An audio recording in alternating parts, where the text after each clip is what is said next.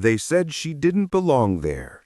They said she was too covered, too quiet, too different. But what they didn't know was that under that black niqab, behind that calm gaze, was one of the brightest minds her country had ever seen. This is the story of Aisha Rahman, the Muslim woman who walked into a classroom filled with prejudice and walked out having taught everyone a lesson they would never forget. It all began in a small European town. Aisha had recently moved there with her family after graduating from Harvard University with a degree in neuroscience, one of the youngest in her class. But she didn't come back to boast about her achievements. She came back because she wanted to teach, to inspire young minds the same way her teachers once inspired her. When she applied for a job at Riverside High, she was immediately accepted. Her qualifications were too impressive to ignore. But the moment she entered the classroom, everything changed. The students stared, some whispered, and when one of them asked why she covered her face, Aisha smiled gently. "Because my value is not in my face," she said. "It's in my mind, my heart, and my faith." But not everyone appreciated her confidence.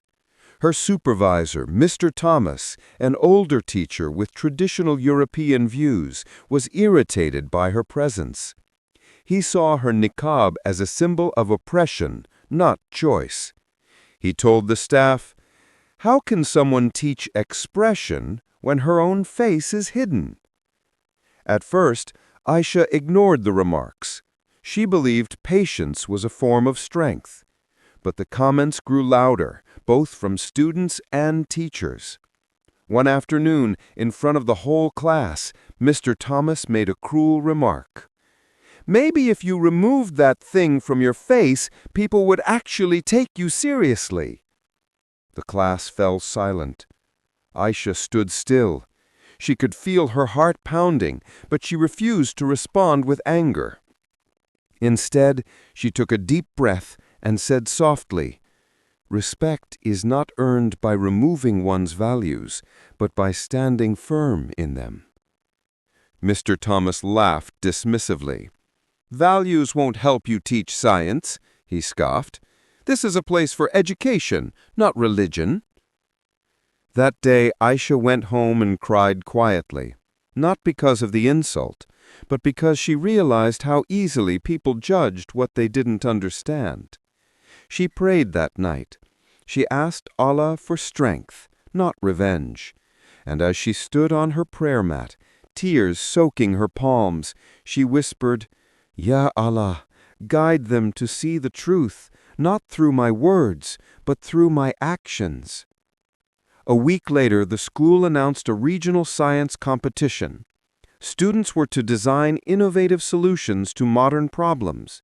Mr. Thomas was assigned as one of the coordinators, and to his dismay, Aisha's class decided she would be their mentor. The students who once mocked her now saw her passion for teaching.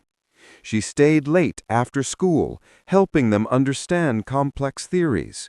She encouraged the quiet ones, supported the struggling ones, and motivated them all to think beyond the classroom. When the competition day arrived, Aisha's students presented a groundbreaking project, a low-cost, portable EEG device that could detect early signs of Alzheimer's, using a concept Aisha had helped develop during her Harvard research. The judges were stunned. The presentation was clear, scientific, and deeply human. It wasn't just science, it was compassion applied through knowledge. At the end, one of the judges asked, "Who guided you on this?" And the students proudly pointed toward Aisha, standing silently in her niqab. When they announced the winners, Riverside High took first place. Cheers erupted. Aisha smiled behind her veil, her heart full of gratitude. But the biggest moment came afterwards. Mr. Thomas approached her quietly. He hesitated, then said, I I owe you an apology." Aisha looked at him, her eyes soft. "For what?" she asked. "For assuming," he said. "For thinking your veil hid weakness. I was wrong. It hides strength and brilliance." From that day on, the atmosphere at school changed. The students began to respect her not just as a teacher, but as a mentor, a symbol of dignity and faith. Mr. Thomas later introduced a new subject module, Diversity in Science, and personally invited Aisha to help him design it. Aisha's story spread across social media. People were inspired by her calmness, her faith, and her refusal to compromise her beliefs. Months later, she received a letter from Harvard University inviting her to deliver a lecture on ethics and identity in modern education. As she stood before hundreds of professors, her niqab still gracefully framing her face, she began her speech. "Knowledge without humility is ignorance, and identity without faith is emptiness.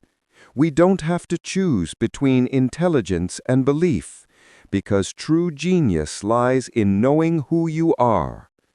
The audience rose in applause, and Aisha smiled beneath her niqab.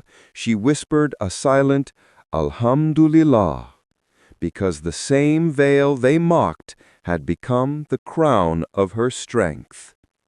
They insulted her for wearing the niqab. They called her names, questioned her worth, and doubted her mind. But she showed the world that faith and intelligence are not opposites, they are reflections of each other. This was Aisha Rahman's story, the woman they underestimated, the teacher they mocked, and the Harvard graduate genius who proved that modesty is power.